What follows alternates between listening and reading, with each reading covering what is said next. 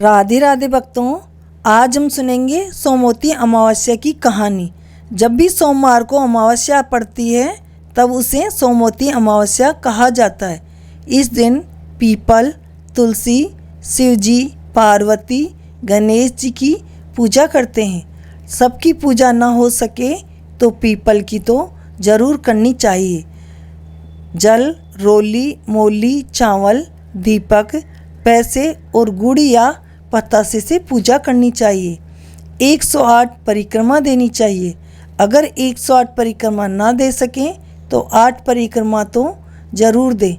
हर परिक्रमा पर एक फल पीपल पर चढ़ा देवें। पूजा के अंदर लिए जाने वाले फल कोई 2.5 सेर लेता है, कोई 1.25 सेर लेता है। जिसकी जैसी श्रद्धा है वो उसी हिसाब से लेता है। फल या वस्तु जो भी चढ़ाई जाए वह पीपल के पास पूजा के समय रख लेवें।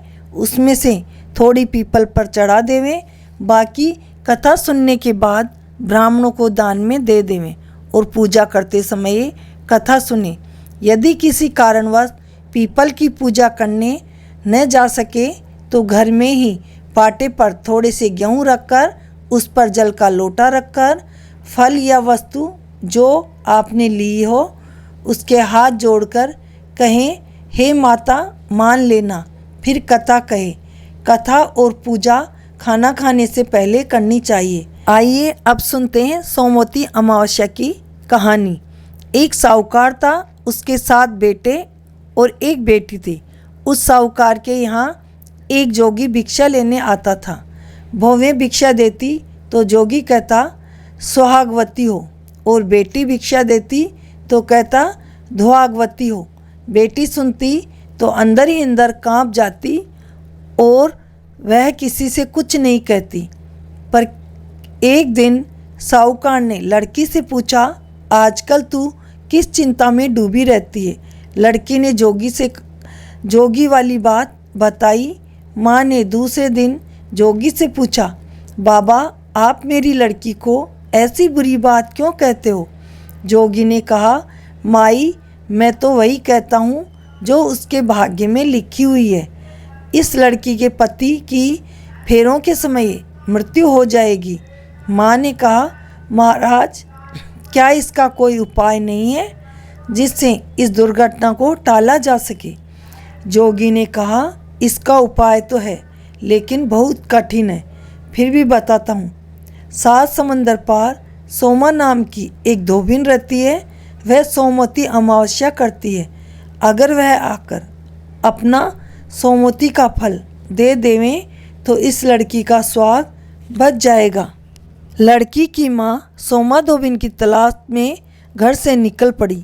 चलते चलते थक कर एक पेड़ के नीचे बैठ गई। उसी पेड़ पर एक घोंसले में गरुड़ के बच्चे रहते थे। एक सांप उन बच्चों को खाने के लिए पेड़ पर चढ़ने लगा। यह देखकर साहूकारनी ने उसे मार दिया। इससे गरुड़ के बच्चों की जान बच गई। गरुड़ का जोड़ा जब शाम को घर आया तो बच्चों ने सब बात बता दी। उन्होंने साहूकारनी को बहुत धन्यवाद दिया और कहा कि यदि हम तुम्हारे किसी काम आ सके तो हमें बहुत प्रसन्नता होगी। साहूकारनी ने श्याम की विपत्ति के बारे में बताया और 7 समुंदर पार पहुंचाने को कहा। गरुड़ ने उसे अपने पंखों पर बैठाकर सोमा धोबिन के घर के पास उतार दिया और कहा, जब भी मेरी ज़रूरत पड़े मुझे याद कर लेना, मैं आ जाऊंगा। वहां पहुंचकर साहूकारनी ने सोचा, सोमा धोबिन को इस काम के लिए कैसे राजी करूं। सोमा धोबिन के 7 बेटों की 7 बहुएं थीं। वे सब आपस में काम के लिए लड़ती रहती थी। उनमें से कोई भी काम करना नहीं चाहती थी। रात को जब सब लोग सो जाते थे तब साहूकारनी चुपके से सोमा धोबिन के घर जाती और सारा काम करके दिन निकलने से पहले वापस चली आती। अब काम के लिए लड़ाई बंद हो गई। कपड़े, बर्तन, झाड़ू, पोछा और गाय भैंसों का सारा काम पहले से ही करा हुआ मिलता था। एक दिन सास ने सोचा, आजकल मेरी बहुएं काम के लिए नहीं लड़ती। दिन निकलने से पहले ही सारा काम कर लेती है। आज रात को जागकर देखती हूँ कि कौन काम करती है। सोमा धोबिन ने रात को देखा कि एक औरत आई और उसने सारा काम कर दिया। जब वह जाने लगी तब सोमा धोबिन ने उसका पल्ला पकड़ लिया और पूछने लगी, तू कौन है और मेरे घर का सारा काम क्यों करती है? तू चाहती क्या है? साहूकारनी ने कहा, जो मैं चाहती हूँ वह अगर आप वचन दो तो बताऊँ। सोमा धोबिन ने कहा, तुम दिखने में सेठानी सी लगती हो।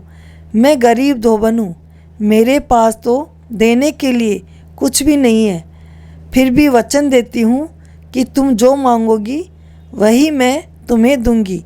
धोबिन ने कहा, बाचा तिरबाचा ऊबी सूखूं, धोबी के कुंड कांकरा होकर पढ़ूं, अगर तेरा वचन चूकूं तो। तब साहूकारनी ने सब बात बताई और साथ चलने का आग्रह किया। सोमा धोबिन जाने के लिए तैयार हो गई और जाने से पहले अपनी बहुओं को कहा कि मैं तो इसके साथ जा रही हूँ। पीछे से यदि किसी की मृत्यु हो जाए तो उसे जलाना मत, तेल की बड़ी कोठी में डालकर रख देना। साहूकारनी और सोमा धोबिन गरुड़ के पंखों पर बैठकर घर गई। साहूकारनी ने बेटी का ब्याह रचाया। सोमा धोबिन काचे करवे में काचा दूध और तांत लेकर दूल्हे के पास ही बैठ गई। आधे फेरे होते ही एक सांप आया। सोमा धोबिन ने झट से दूध से भरा करवा सांप के आगे रख दिया। सांप दूध पीने लगा तो करवे को ढक्कन से मुंह बंद करके तांत से बांध दिया। तब भी मृत्यु योग के कारण दूल्हा डर से ही मर गया। तब सोमा धोबिन ने पानी हाथ में लेकर मांग में से सिंदूर, नखों में से मेहंदी, आँख के कोने से काजल, सब चीज़ें थोड़ी थोड़ी निकालकर हथेली में पानी में घोलकर छींटा दिया और कहा, आज तक जितनी सोमवती मैंने करी उसका फल इस लड़के को दे देती हूँ। इतना कहकर उस पानी का छींटा दूल्हे पर मार दिया। हाथ का पानी छोड़ दिया तो उसी समय ये दूल्हा उठकर खड़ा हुआ। सोमा धोबिन घर जाने लगी तो साहूकारनी ने कहा, तुमने मेरे जवाई को जीवन दान देकर मेरी लड़की का सुहाग बचाया है। तुम बताओ कि मैं तुम्हें क्या दे सकती हूँ। सोमा ने कहा कि मुझे कुछ नहीं चाहिए, सिर्फ कूक सिलाने की एक हांडी दे दे। लौटते समय राह में सोमवती आई तो सोमा धोबिन ने उस हांडी से पहले तो पीपल में जल सींचा और फिर उस हांडी के 108 टुकड़े किए और उन्हें घिसकर रुपये की तरह गोल बनाया। फिर कथा कहकर फेरी देकर वे टुकड़े पीपल के नीचे गाड़ दिए और घर चली गई। इधर पीछे से उसका पति मर गया था। सोमा धोबिन ने आँखों की कोर से काजल निकाला, टीके में से रोली निकाली, नखों में से मेहंदी निकाली और मांग में से सिंदूर निकाला। इस प्रकार थोड़ी थोड़ी सब चीज़ें निकालकर पानी में घोलकर पति के छींटा दिया और कहा, पहले सोमवती करी उसका फल तो साहूकार के बेटे को दिया था, किंतु रास्ते में सोमवती करी उसका फल मेरे पति को मिले। इतना बोलते ही उसका पति जीवित हो गया। तभी घर का जोशी आ गया और बोला, जुजमान सोमवती का क्या दिया है सो मुझे भी दो। सोमा धोबिन बोली कि मुझे तो सोमवती रास्ते में आई थी, सो कुछ भी नहीं करा, जो करा सो वहीं पीपल के नीचे गाड़ दिया। जोशी ने जाकर पीपल के नीचे खोद कर देखा तो 108 सोने की मोहरें मिली।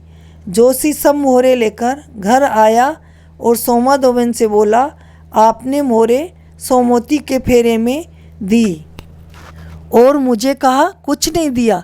सोमा धोबिन ने कहा, यह तेरे ही भाग्य की है, सो तू ही इसे ले जा। जोशी ने कहा, नहीं, मेरा तो चौथा ही भाग ही होता है, बाकी बची हुई तुम्हारी इच्छा हो उन्हें दे दो।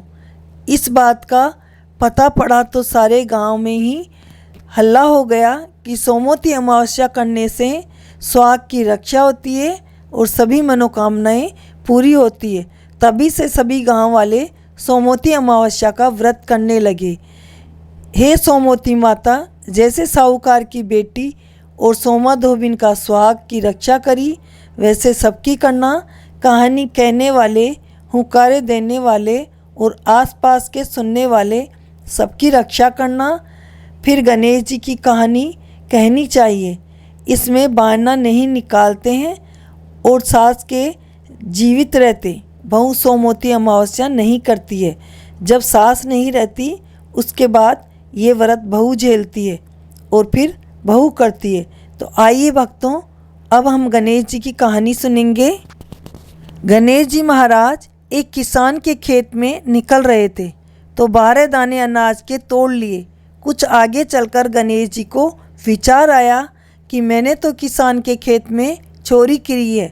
प्रायश्चित करने के लिए गणेश जी महाराज उस किसान के यहाँ नौकरी करने लगे और वहाँ 12 वर्ष तक नौकरी करते करते गणेश जी भी उनके परिवार के सदस्य बन गए। एक दिन किसान की पत्नी निपट कर राख से अपने हाथ धो रही थी कि गणेश जी ने देख लिया। गणेश जी पास आकर बोले कि माता, यह राख से हाथ धोना गलत है। निपट कर मिट्टी से हाथ धोना चाहिए। चलो मिट्टी से हाथ धो। और गणेश जी ने किसान की पत्नी के हाथ मिट्टी से धुलवा दिए। किसान की पत्नी इससे नाराज़ हुई और किसान से बोली कि यह कैसा नौकर रखा है जो मुझे बात बात पर परेशान करता है। किसान ने गणेश जी को बुलाकर पूछा कि तूने मेरी पत्नी के मिट्टी से हाथ क्यों धुलाए? तू कौन होता है ऐसा कराने वाला? गणेश जी ने जवाब दिया कि मैंने तो सीख की बात बताई है। ये राख से हाथ धो रही थी। राख से भी कभी हाथ शुद्ध होते हैं क्या?